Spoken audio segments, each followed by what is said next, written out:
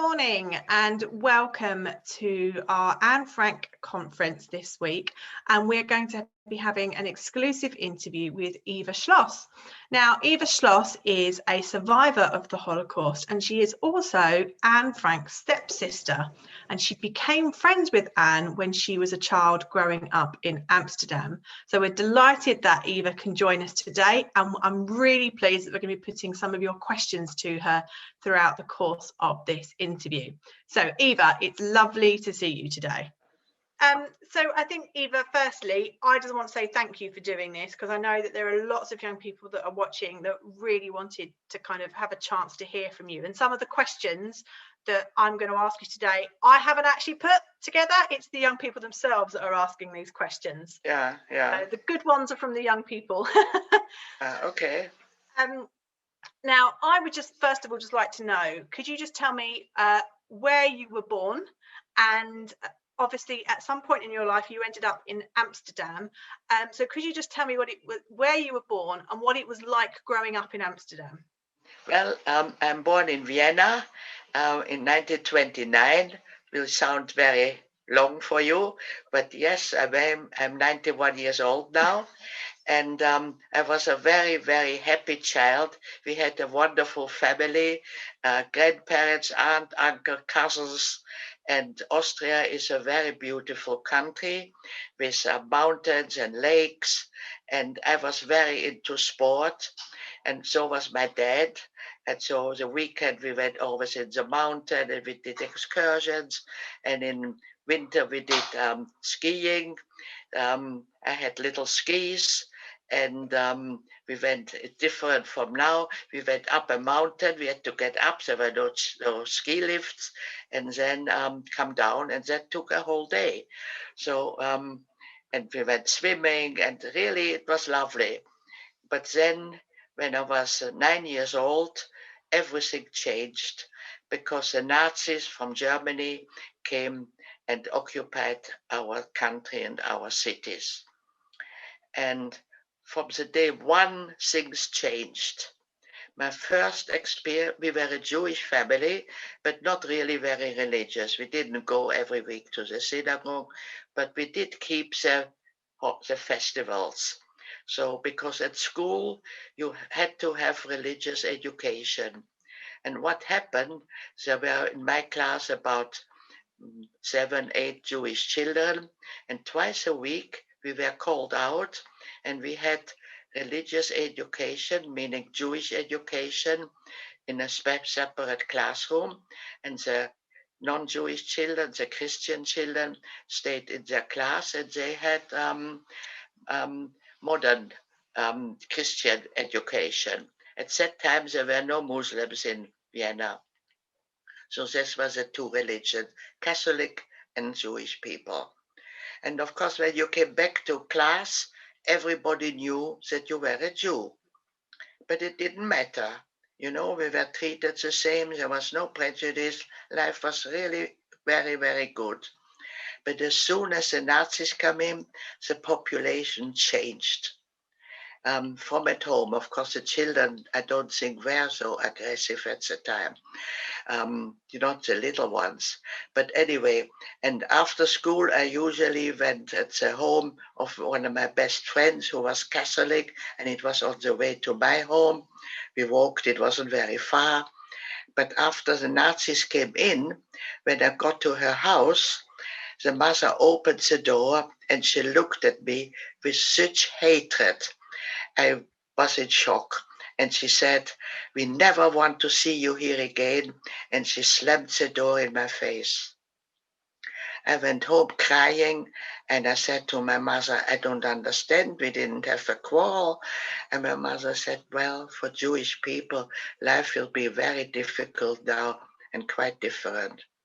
My brother, who was 12 years old, he came home a couple of days later and he looked terrible.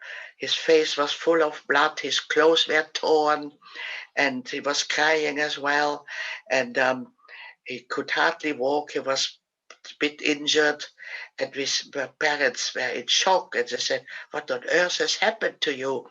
And they said, "My own friends did that, and the teachers just watched it happening." So you can imagine how terrible that was. Later on, after I got married, my husband always told me when he was 13 years old, his school had staircase going into the main building, and as well when the Nazis came, um, he was thrown down that staircase. He was badly injured. He was limping for a long time, and he changed his life, he said. He was from then on always afraid, always looked people, are they going to attack me? What is going on, you know? So it changed his whole attitude to life. So you can imagine life became very, very difficult. We were actually very lucky.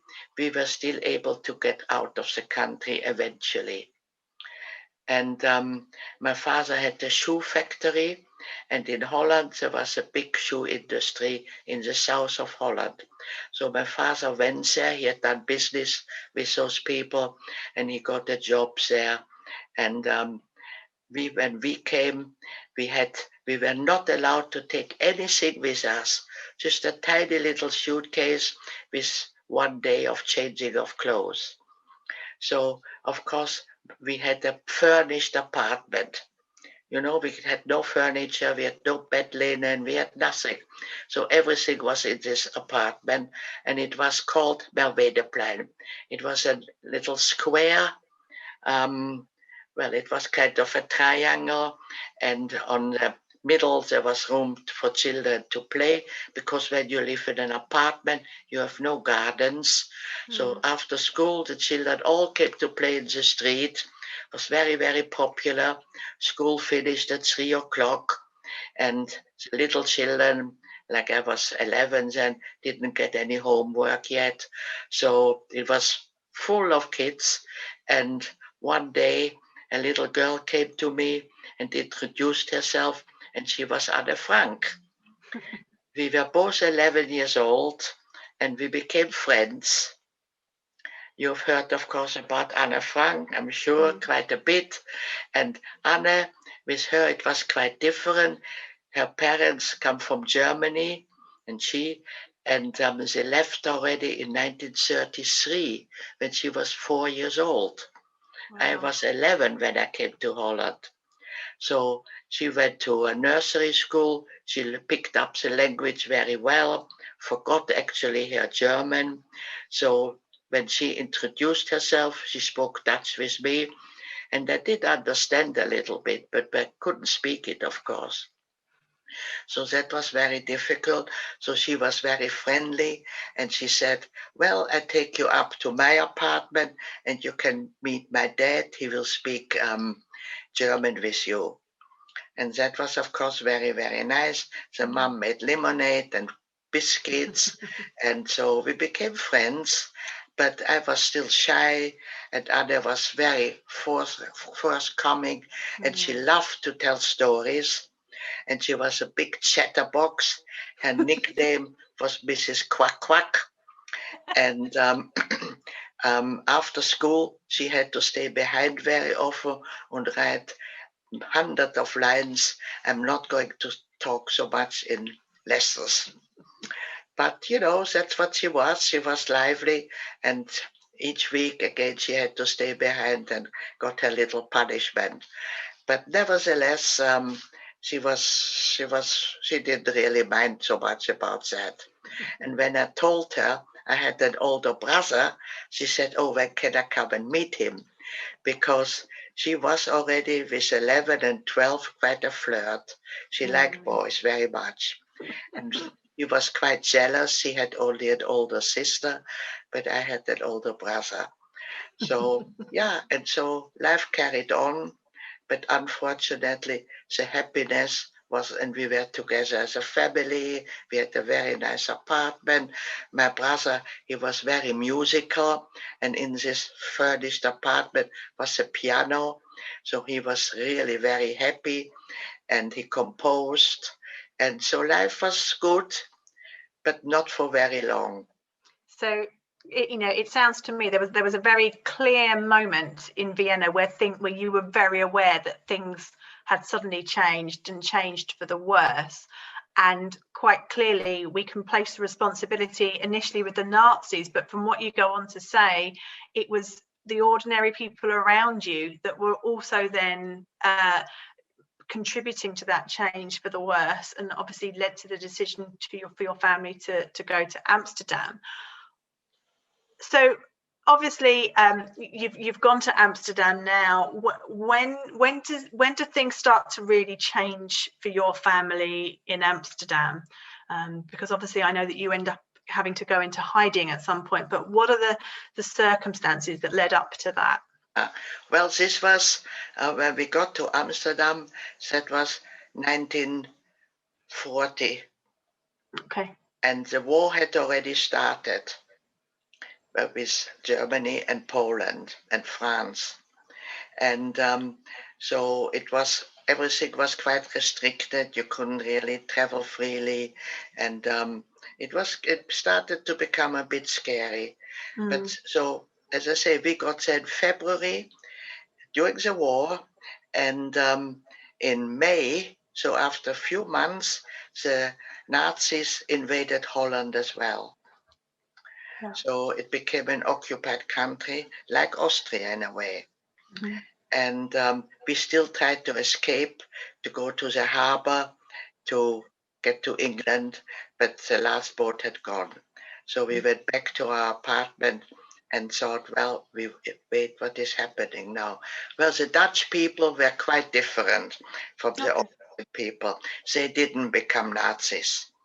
They said, don't worry, we are going to protect you. But on the other hand, so that was definitely the majority of the people. But nevertheless, there was as well unemployment and all kinds of things. And so those people became Nazis, thinking they will get good positions. Right. So the population was divided. I would think perhaps a third or perhaps even less became friendly to the Nazis, and the rest hated to be occupied. So, and you didn't always know what side people were. You know, they could say, I hate the Nazis, but it was just a way to try to get information. So life became quite scary. And but the first few months, the Nazis had to get used to occupy a country, so nothing really happened. But then slowly the measures against Jewish people started to appear. There were posters, and there was, of course, no television, but there was radio. On the radio, in newspapers, measures what Jewish people were not allowed to do. And it was, in the beginning, it was more of a nuisance, but later it became quite life-threatening. Right. Like, for instance, to go on public transport, because we had trams there. We didn't have cars, you know, at the time, hardly anybody had a car. But all people had bicycles. I had a bicycle as well, and I went to school by bicycle. And when we went somewhere, bicycle, so it didn't bother us at first. But then, for instance, we had to hand in our radio. So we couldn't hear anymore what was really going on. Before you could listen to English radio, but you couldn't do that anymore. So you didn't really know what was going to happen in the world. And then we had to wear a yellow star, marking us we are Jewish. It was with a Magen David, the sign of Jewishness, and it said in Dutch, Jood, which means Jew. And what happened, especially men and young boys, not very young, about 18, 20, disappeared. They were walking on the bicycle and they were arrested. And one didn't hear of them anymore. So you can imagine it became very scary. Yeah. So all the time more measurements. We had the curfew. We know that happens down here as well. You were not allowed out after 8 o'clock, not before 6 o'clock in the morning. Then you had to buy shopping, only food shopping in Jewish shops, and they didn't get a lot of supplies. So food started to be scarce. It was rationed anyway. We got ration cards. But for Jewish people, even if you were allowed to have some butter or some meat, the shops didn't have it. So we started to be a bit hungry as well and scared. You know, Mm. sometimes there was a knock on the door. If neighbors knocked, if borrowed, perhaps people Dutch were quite friendly. You know, if you didn't have any milk, the neighbor, perhaps could you lend us a bit of milk? We need this or something, you know. So we were afraid to open the door in case it was Nazis arresting men. And that happens very often. There was a knock on the door. If the father was in or the son, they just took them away.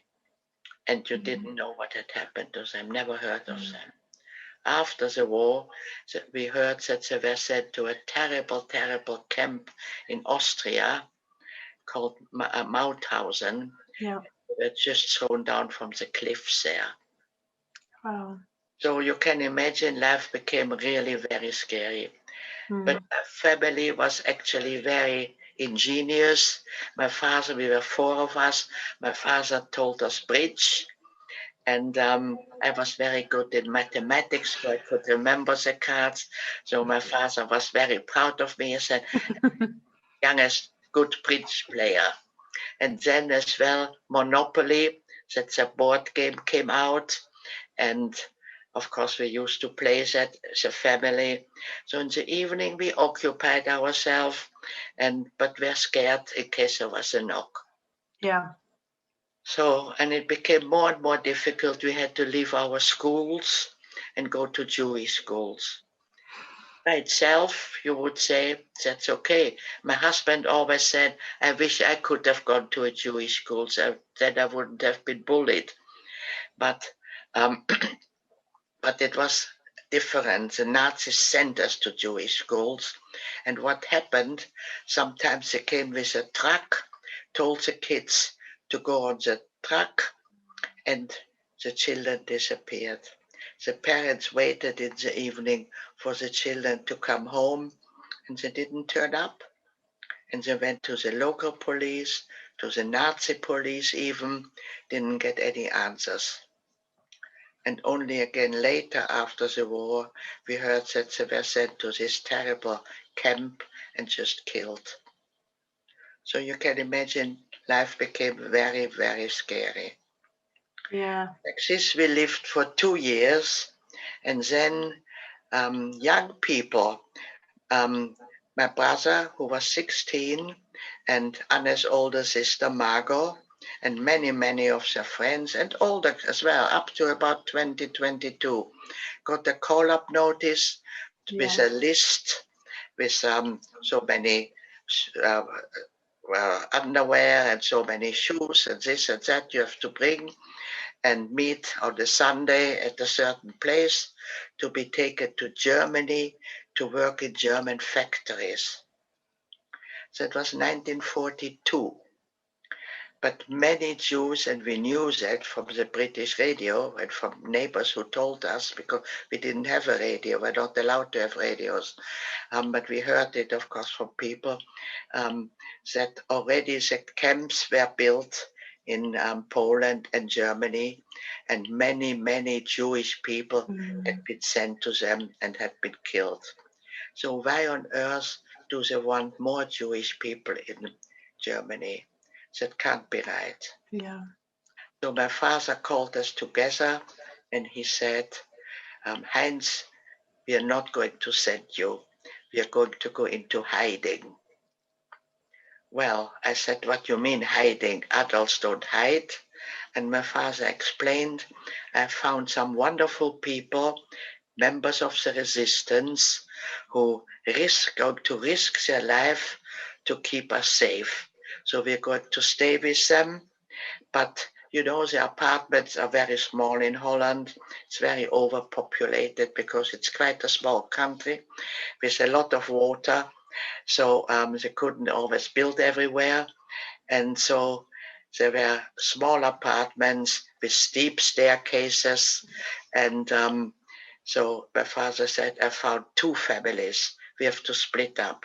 They can't take four in a small apartment. So, and I started to cry because I adored my brother and my father.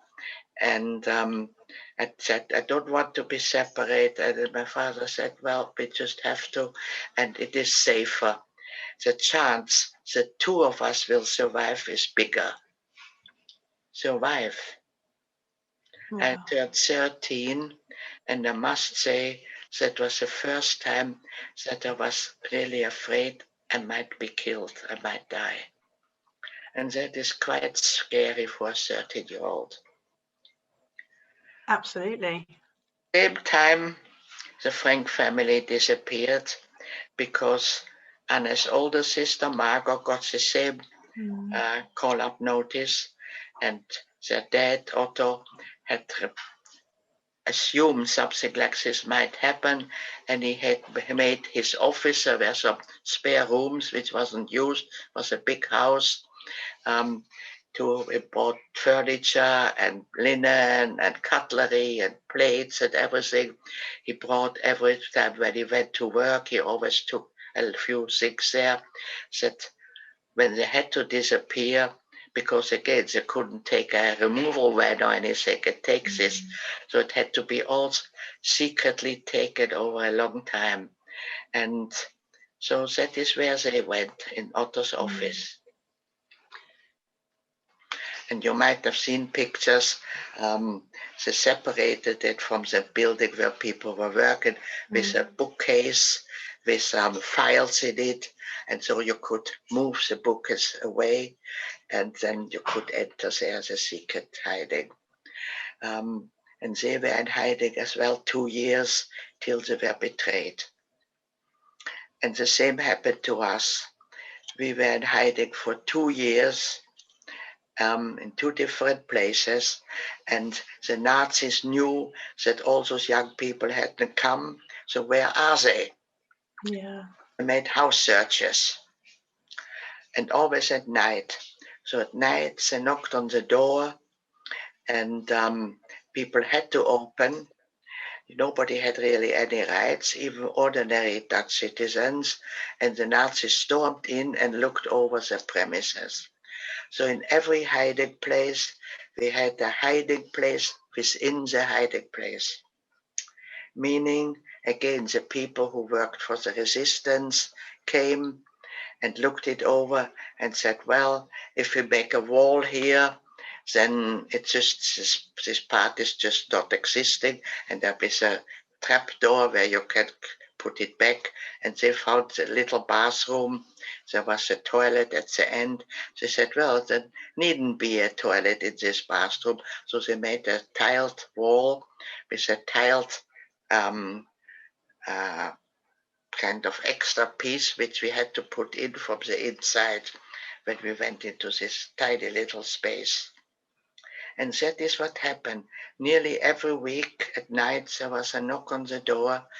The people slowly put on their dressing gown and things so that they gave us time to disappear in this hiding place. But people there didn't dare to sleep anymore. We didn't dare to sleep anymore. And so we had to change hiding places. People said, you know, we can't take the tension any longer. I'm sorry, you have to move on. So we were in about 7 different hiding places in the 2 years. And by a Dutch nurse who was a double agent. She pretended she worked for the resistance movement, but she really was a Nazi spy. Wow.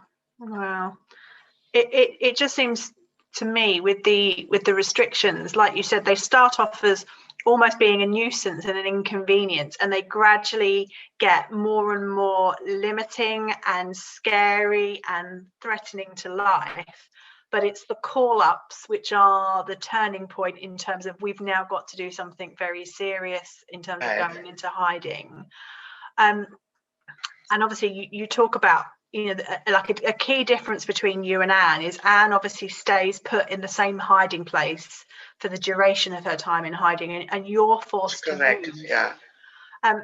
One of the questions that some of the young people were asking is, what was some of the worst things about being in hiding? What was it like being in hiding for that amount of time? Well, you know, as I say, the apartments were very small, and you know, there were staircases going, but underneath was the apartment from somebody else, so you were not allowed to move just on your slippers. You just had to sit. The people went to work. The people where we were staying the longest, about 8 months in the beginning, was a teacher. So she went out in daytime. So we had to sit still the whole day. In the morning, my mother prepared our lunch, which we put next to us. We couldn't go to the toilet, so we had the potty next to us. And we just whispered. And what, you know, I was a very active child, always playing and always running and skiing and cycling and whatever. And suddenly I had to sit still the whole day. Can you imagine? Yeah. And I was not a reader at the time. And so my mother tried to do schoolwork with me. The teacher brought her books home, what they were doing. But you know, to be taught by your mother. Now perhaps you're used to it. When you are separated, you can't go to school. But at the time, you know, my mother wasn't a teacher. My mother was worried. My mother was anxious. My mother missed her husband and her son. So, you know, she got impatient when I didn't know the answers. So it didn't work. So we stopped really teaching. And I was very handy. I started to be a bit of knitting and things like that. But you know, how much can you do for day in, day out, for 6, 7 hours a day? So I was very, very frustrated. Missed my father and my brother. I missed my friends. I missed to go outside. So it was real. And as well, I wanted to have action. So I kind of had little fights with my mother, so, you know, to get a bit of exercise. That was only when the teacher was home in the evening. Yeah, it was very, very frustrating. And we were scared, you know, we listened to they had the radio there when the teacher came home. You were not allowed to listen to foreign radio, but that was very interesting. The BBC, it started with da da da da da da da da, and they sent out broadcasts to all the occupied countries in their own language. And they told about the concentration camps in 300 camps in Germany and Poland, where Jewish people were systematically be murdered. So you can imagine how scary that was. That what if happened, what we will be arrested, what if they find our hiding places? And so we had to move about 8 times, seven to 8 times to different places, because people became anxious with all these house searches. And of course, the people were arrested as well, if the Jews, and sent to prison or as well to camps. There were camps for Christian people as well. So, you know, it was a terrible, terrible, anxious time. And my father and brother, the same. They had to move about as well 5 times to different places. But and you had to have ration cards, food. So again, the people from the resistance, first they stole them from where they were printed. Later they had their own printing press and make fake ones. So if somebody went with The owners, we didn't go shopping. They had to buy food for us with a fake ration book, and sometimes it wasn't very good. And the shop owner might have been a Nazi, he reported, and then people were arrested. You know, so it was very, very scary. Whatever you did could lead to an arrest. And so the woman where my father was, um, after many different places, it was 44. So the woman wanted more money, so she started to blackmail them for more money. But my father didn't earn for 2 years, so he had a bit of savings, and he had some jewelry which we sold through the resistance. But he said, on the phone we were taken with my he would phone each other from time to time. And he said, can you say we're in the country and we were in Amsterdam, can you find us a hiding place? We were in touch with people from the resistance. And so it was difficult after 2 years. Many people didn't want to do it. Many were arrested. And eventually a Dutch nurse came forward and said, so a man from the resistance told us, I found a good place for your husband and son. But this woman where they were staying didn't want to let them go. So they escaped in the night and went to this new place. And it turned out this nurse who said she had this safe house was a double agent. She really worked for the Nazis. And so my father and brother came to Amsterdam. They took a very early train, taking a big risk, My brother was dark. He had dark hair, and he did look a little bit Jewish. So in hiding, he dyed it blonde, that he wouldn't be so obviously Jewish looking. And so they got there to the nurse, and it was very nice. It was very friendly, and they had a nice meal. And we were at that time very near where they were staying.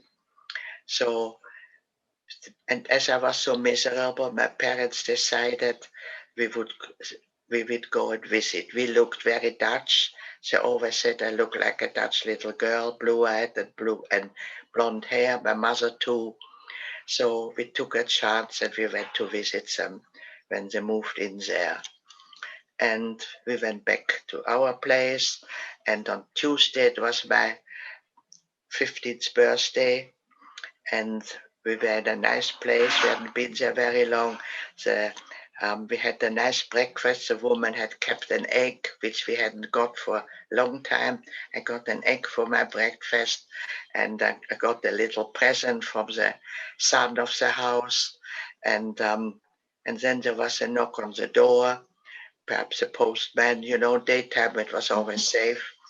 And the owner opened the door, and the Nazis stormed in and went straight to us. And it turned out that this Dutch nurse really worked for the Nazis, and my father and brother were betrayed as well. So that was May 1944. There was talk already from an invasion with the Allies, but it hadn't happened yet. Yeah. So we had no idea when the war was going to end and what was going to happen to us. We really thought we have really a death sentence. Yeah. I was 15. It was really very, very scary. And so was my brother, who was 17. He was as well very, very scared. He was more older already. He knew about death and things, He was petrified of dying. So, and we were taken one night in a prison, and then we were sent in a holding camp north of Holland. And then on Friday, we were already put on transport. You might have seen pictures. It's not an ordinary train. It's a good train, or cattle truck, I called it really. It is a metal, like a container where you transport goods.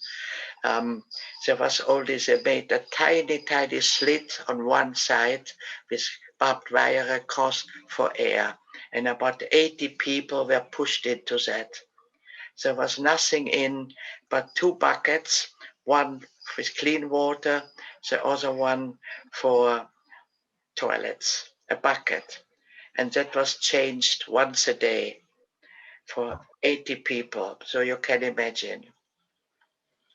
There was practically no air. You had to stand. There was not enough room for people to sit. Some people made a little place and were sitting on the floor. People changed sometimes but a lot of people wanted to stand near this little opening to get a bit of fresh air. So it was terrible. The only good thing was for me, which I remember very, very clearly, is that my brother told me that, and I knew that, but he explained to me while he was in hiding. I told you he was a musician, but of course he had to be quiet. So my father suggested, let's try to paint to be occupied. And so they both started to paint. And so my brother told me he made wonderful artwork.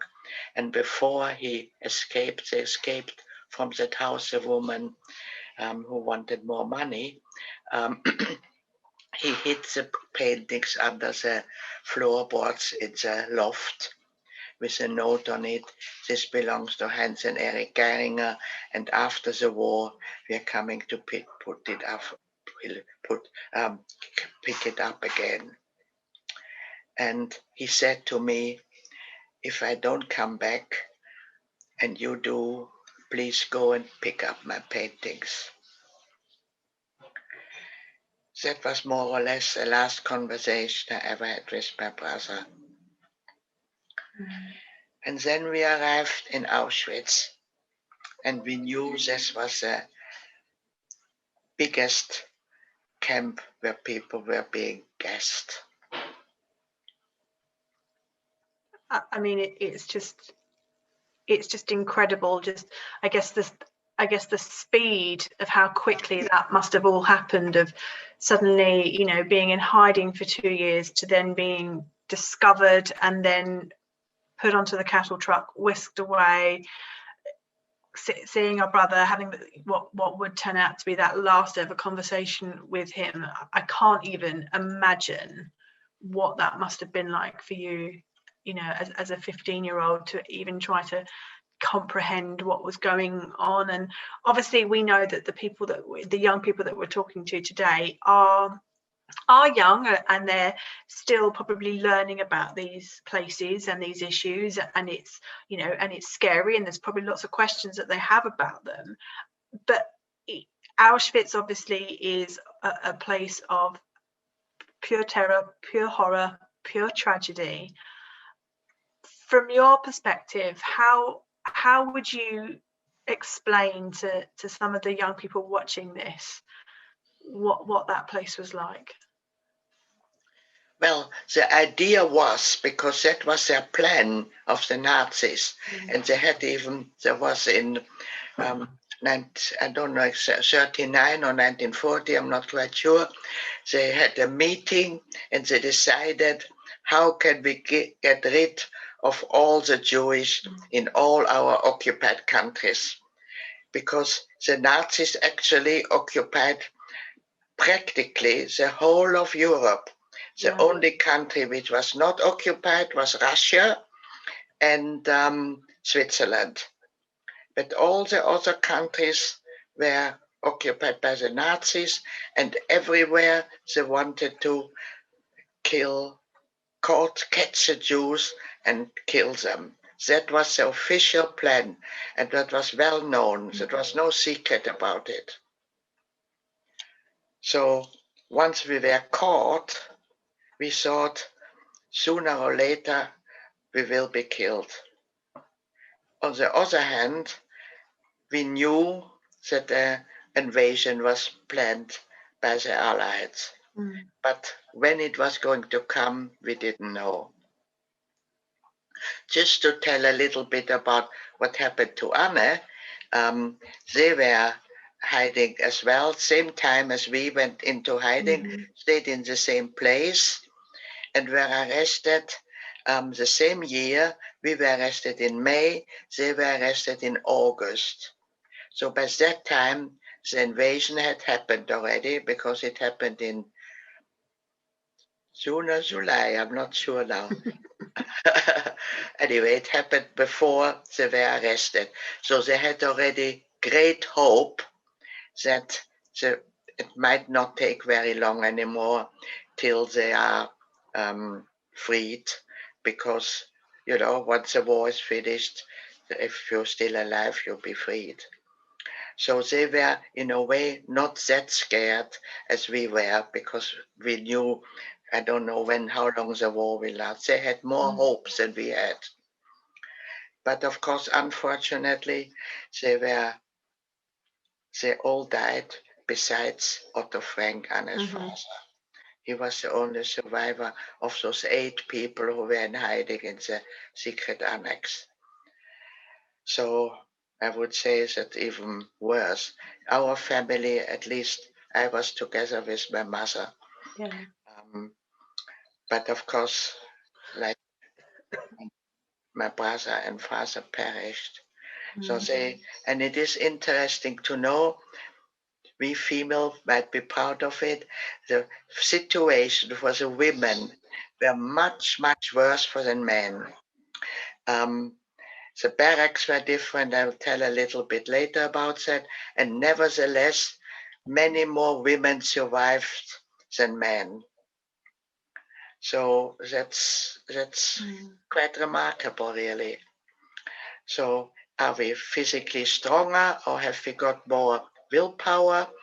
I don't know. It's in all the camps everywhere, definitely more women survived than men. And Auschwitz and Birkenau was a women's camp. Auschwitz was a men camp. The men were staying in, there are pictures, of course, in properly brick buildings. It was used for the Polish officers before.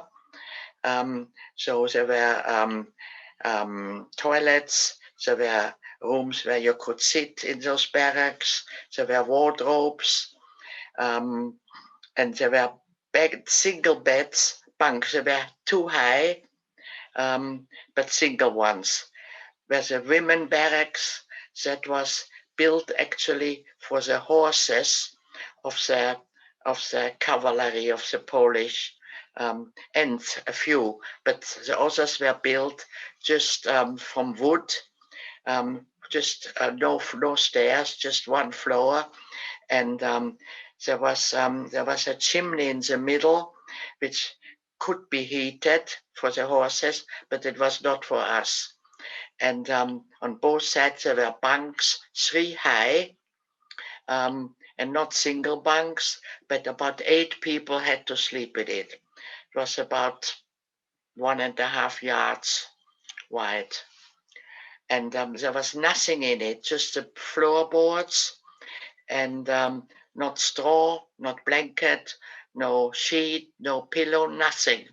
So you just slept on these boards. You had, in winter, it was freezing cold. In summer, it was boiling hot. There were rats there, lice. Within a few days, we were covered in lice, not just head lice, but body lice. We got, so at arrival, there was a selection, meaning that no children were taken into the camp. So no pregnant women, of course, no older women. So about half the Dutch transport were selected to be killed immediately. I had turned 15. I wasn't particularly big, tall, but my mother had got from somebody in the holding camp that given her, because I was just a summer dress I had on when I was arrested, and so was my mother. And somebody had given her, when they heard we were going on transport, a hat and coat. And my mother gave me that. She said, perhaps it comes in handy later. And so when the selection, that was a doctor called Dr. Mengele, he came, looked you over, fraction of a second, and then said right or left. But he didn't see the hat had a big rim, and he didn't see how young I was. That is how I escaped the first selection. Many girls, even 16 and 17, if they were small and pale looking from this terrible journey, were taken away. So, and then we were taken into a big barrack. All our clothes, hat and coat, everything were taken away, and we stood there naked for many, many hours. All our hair was shaved, and we were tattooed. We got a number. They said, you are not, forget you are a human being. You are like cattle who is stamped with a number. And then we were let out naked, and we passed an enormous heap of rags, and we were thrown one garment. It could have been an old winter coat or a night dress. That was no underwear, nothing. And the next heap was shoes. We were thrown 2 shoes, never, of course, a pair, never with laces. You might have had a sandal and a boot. Of course, we exchanged then later, if something fitted better together than those 2 weird shoes.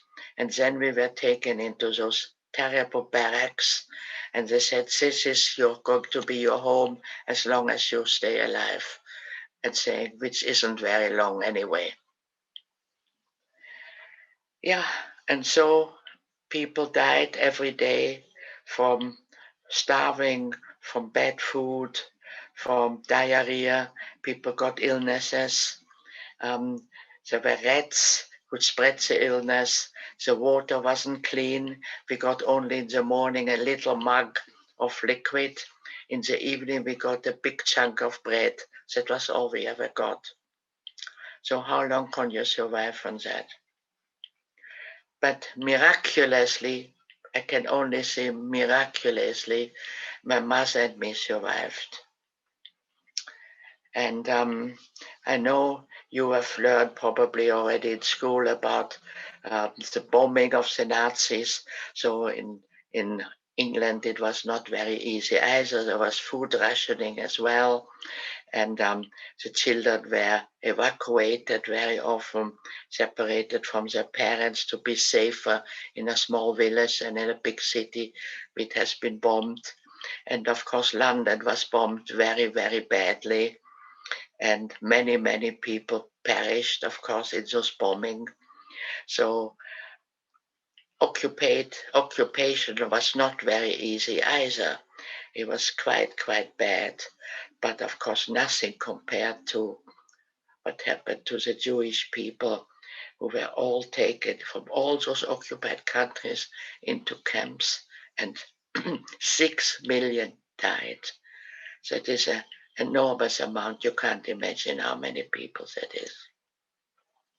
The figure of 6 million is just, it's unimaginable. I don't think anybody can actually get their heads around it. And I think for me, it's that sense of, this is the ultimate tragedy of where prejudice and discrimination can lead. And I do think it is an absolute miracle that you managed to survive.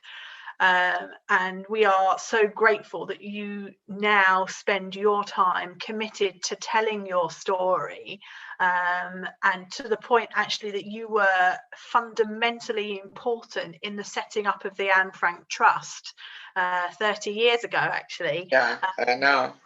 And all of the young people today that have gone through Anne Frank programs with us are due to your commitment to to choosing to tell your story and to carry on, you know, the legacy of Anne and her diary. So I just want to know, why do you feel it is important to share your experiences? Well, after we came back, my mother and me, when we heard then that my father and brother hadn't made it, you can imagine how we felt. It was terrible. But in general, there was an optimistic way. Britain, Holland were free. We had won the war, and things is going to get better. You know, people were optimistic. They said, never will we be prejudiced. They told the Jewish people who had survived, very, very few, you know, you are one of us. There will be no anti-Semitism anymore. There will be no racism. There will be no prejudice. And people were very helpful. You know, there was rationing still very long in England till 1951. So 6 years after the war, there was still rationing. And so people said, never a war again, you know, and life was going to change completely. And it was still the 70s. There was still a hope that we had learned our lesson. Things is not going to happen anymore, anything like that. But we know it's not true. In Bosnia, in Rwanda, in many different countries, there's still prejudice. Even now, people are murdered, people are starving, people are, because of their color, they're prejudiced. They don't get jobs because they're black or because they're Muslims, or, you know, but Christians are in different Muslim countries. Christians are not wanted. In Egypt, Christians were murdered. You know, so we haven't learned. And so many survivors feel it's their duties to talk about how terrible it was if you have prejudice, if you are condemned to no life or to a different life because you are not the same as the majority of people living in that particular country. So this is something we have to learn, that we are one race. There's no difference between a black person or a Chinese person and a white person. We are all human beings, all created by the same creation.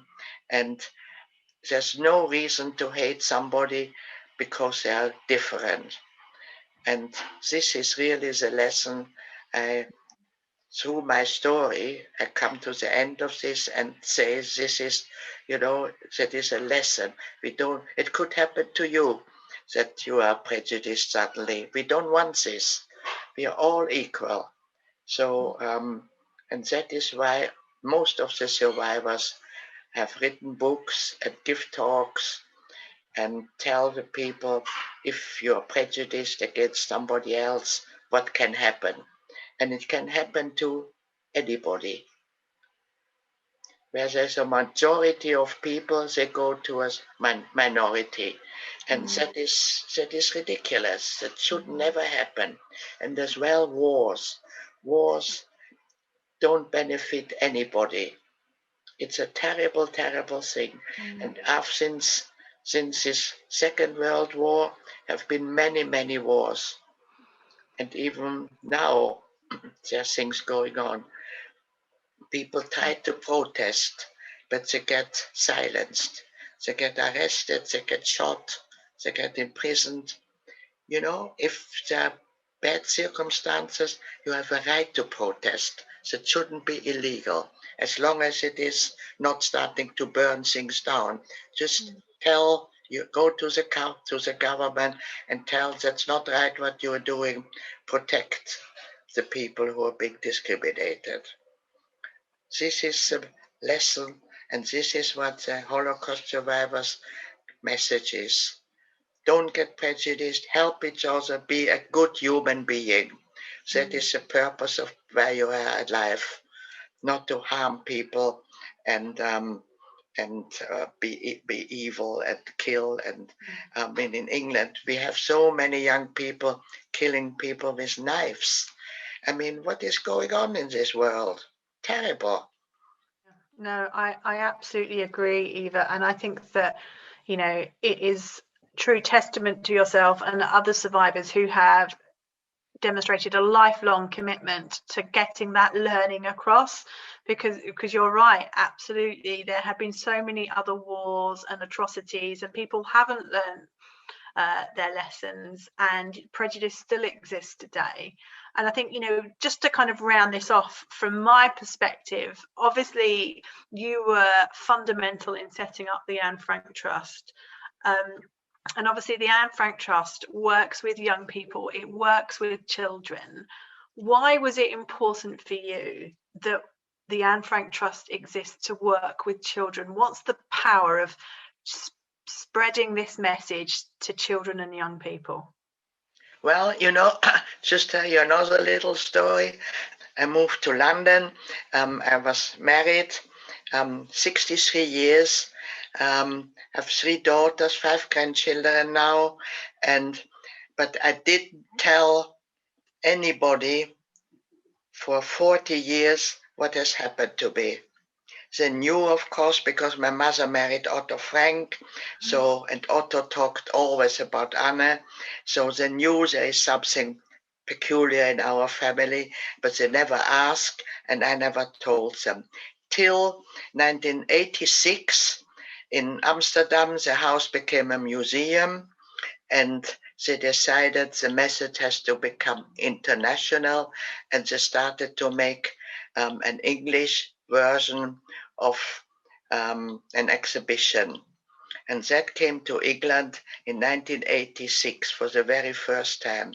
That was the first time that anything like this has been shown with an exhibition. And of course, I was invited to attend. And as I say, I was a shy person. I never spoke about what has happened to me. And it was Ken Livingstone, who worked for he wasn't the mayor at the time, he was for the London. And he actually organized that. And he asked me to sit at the head table. There were some others, quite a few speakers about the event. It was very important. And at the end, when everybody had spoken, he said, and now Eva, we want to tell you something. Well, I'd never spoken. I was a shy person. I would have liked to hide under the table. But of course, I couldn't do that. So I got up, and I had no idea how can I tell what have been suppressed for 40 years. And suddenly the floodgates opened, and I talked, probably everything mixed up and so on. But it was, for me, it was a burden lifted from my shoulders.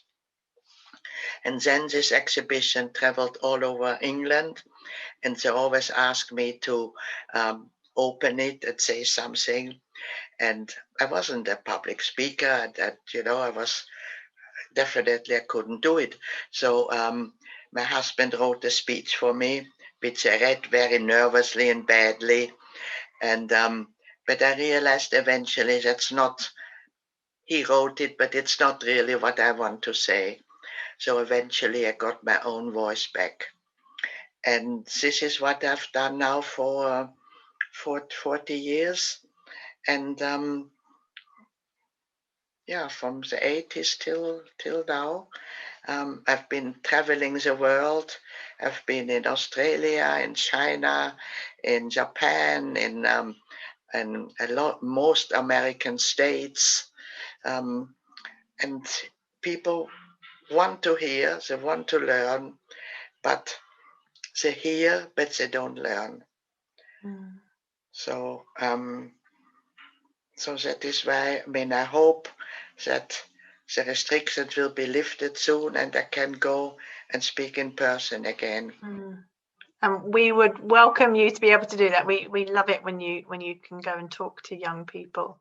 So that concludes all of our questions from today. Thank you so much to Eva for your time. We really appreciate it. And to all of you watching at home or in schools, we hope that you found that really useful and you've really enjoyed it. Now, if anything that you've heard today you want to find out more, or you've been a little bit upset about, please don't be afraid to talk to your teachers and get your teachers to get in contact with us, just so we can make sure that we can talk through some of those issues with you. But have a great rest of your week, and thanks for joining us. Goodbye.